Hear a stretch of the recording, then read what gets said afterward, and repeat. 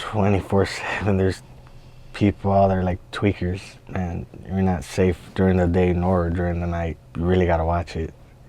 Yeah, it's real bad. And especially in East L.A. Like, in East L.A., the streets are a little smaller and darker, so it's a little crazier there than like where I stay at now, Boyle Heights.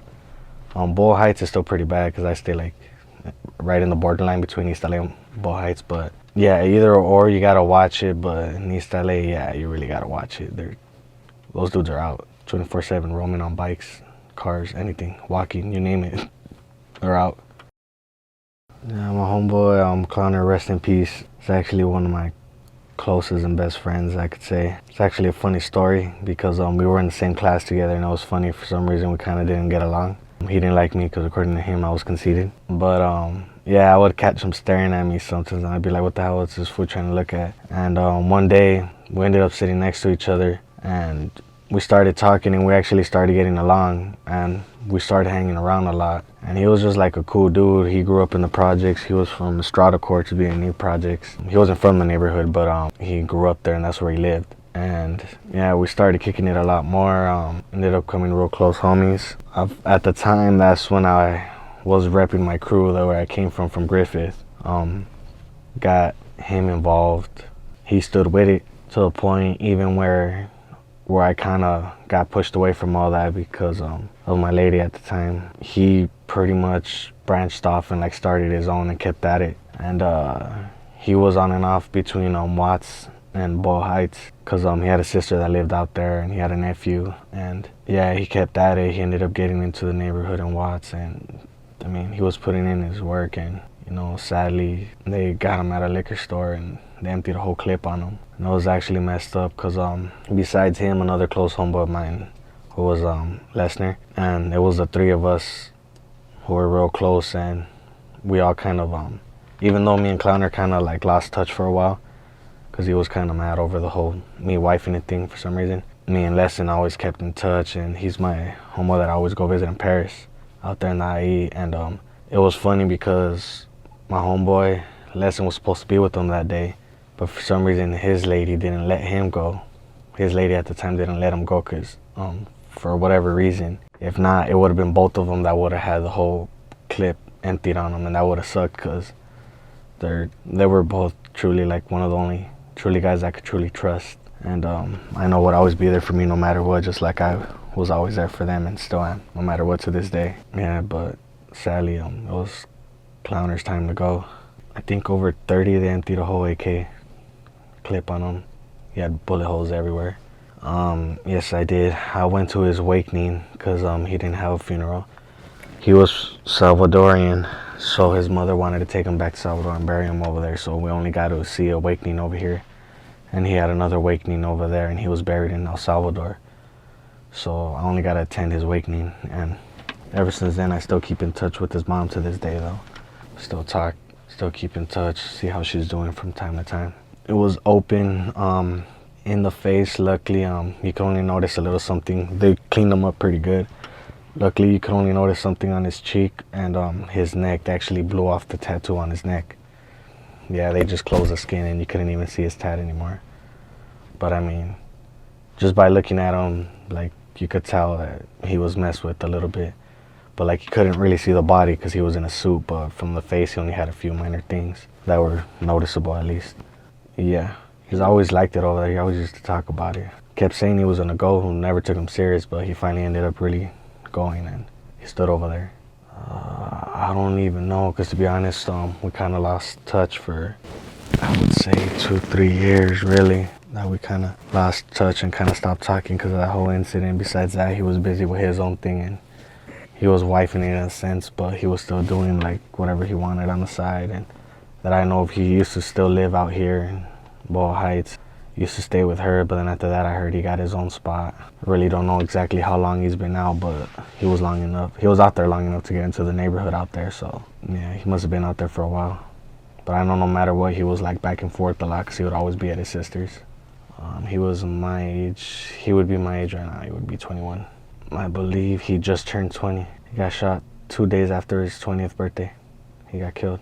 At the time, Jasper was at my house, as a matter of fact. I forgot what, we were working on something, or we were talking about something. All of a sudden I got a phone call from my mom. I didn't get to answer it, and she left a voicemail. I listened to it, and it was basically her letting me know that Osman was killed and to call her as soon as possible. Called her, and I couldn't believe it. I was like one of the first ones to know, because his mom and my mom were actually kind of close, and they kind of worked together for a while, so they kept in touch a lot, and during that time is when they would see each other a lot at work. Yeah, so basically I was the first to know, and I ended up calling a few people, and she called a few people and let everyone know. That same night that my mom told me, his mom didn't actually want anyone to know, but it was just felt bad. Regardless, I ended up calling the other friends.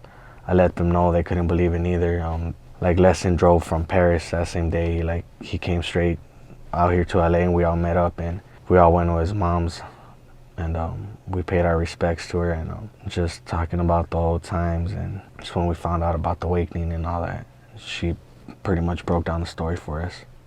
Surprisingly, she was calm when we first walked in, but from what we were told is that she was getting real bad to the point where she couldn't be left alone, so they kept giving her medication to calm her down. Yeah, she was calm. Like she was acting like nothing happened when we walked in, but then we pretty much couldn't take it, and like tears started coming out, and she knew we knew, and that's when we pretty much told her we were sorry about it, and that's when she started breaking down and crying and saying her baby wasn't coming home anymore, she wasn't going to see him anymore.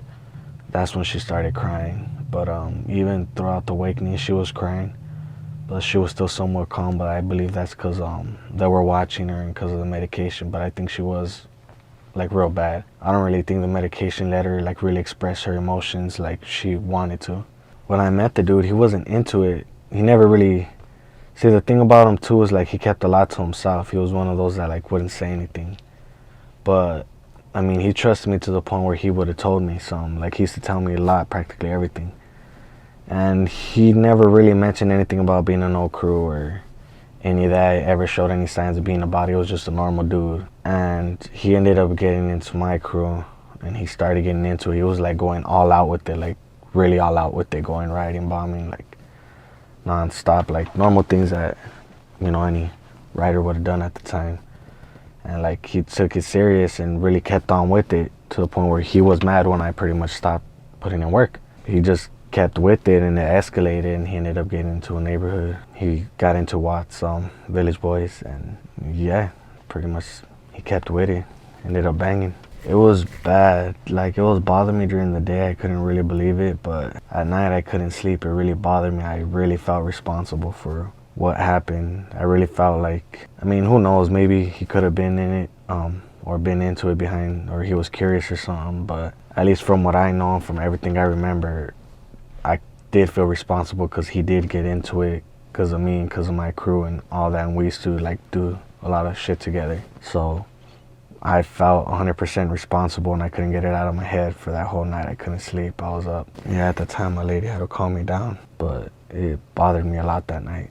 And no matter what, still be there, and still got nothing but love for him. He was like my brother. He was kind of into rapping too. He used to he used to write little poems and stuff, and like little raps. I really wish he could have been right here next to me, and you know what I mean? It would have been us getting interviewed or something, or you know, I could have brought him into the game with me. You know, all he could do is look now, and I just hope he's proud, because that could have been us. That could have been him too. I don't know the exact full story, but from what I was told, the murderer's son was killed like a week or two before that, and he thought my homeboy's the one who killed his son, and he ended up emptying the whole clip. And supposedly by the time because they just started shooting when he was walking out the store, and they just started shooting, and he started running, but the bullets got him right away. That he fell to the floor. He fell face first, and he just ran up to him and emptied out the whole clip throughout his whole body. Supposedly, even it was all caught on camera. The store got it. Supposedly that the dude made a surprise face like, oh, wrong dude, and he just took off. And I know even when it came down to his trial, the dude never showed up because he was acting like he was sick while he was locked up or whatever. But the excuse, from what I was told, from what his mom said, is that he thought my homeboy's the one who killed his son, and that was really his excuse. I still don't know to this day. I haven't seen his mom because his mom took off to Salvador for a bit, should be coming back, but I should be finding that out soon. Oh, well, I think every day when I used to roll to school, when I was going to Sunset, when I would look at the bus stop from the projects, I mean, it would remind me, all the crazy times we had, times we used to get chased. Yeah, that would be it, really. That dude was everywhere, walking in on the bus. I don't know how, but he got around. I wouldn't say it was like a great influence, but like he was one of the ones that, like, at the time when I did want to do it, but I didn't have the courage to come out of the shell and like do it in front of people or let people know I wanted to rap. But you could say, in a sense, he was in the beginning, because if it wasn't for him, like, I would have not really had anyone to write with, or like, you know what I mean, spit little flows to, get critiqued, because I didn't really like trust anyone, like, to show him what I wrote and like, oh, what do you think of this?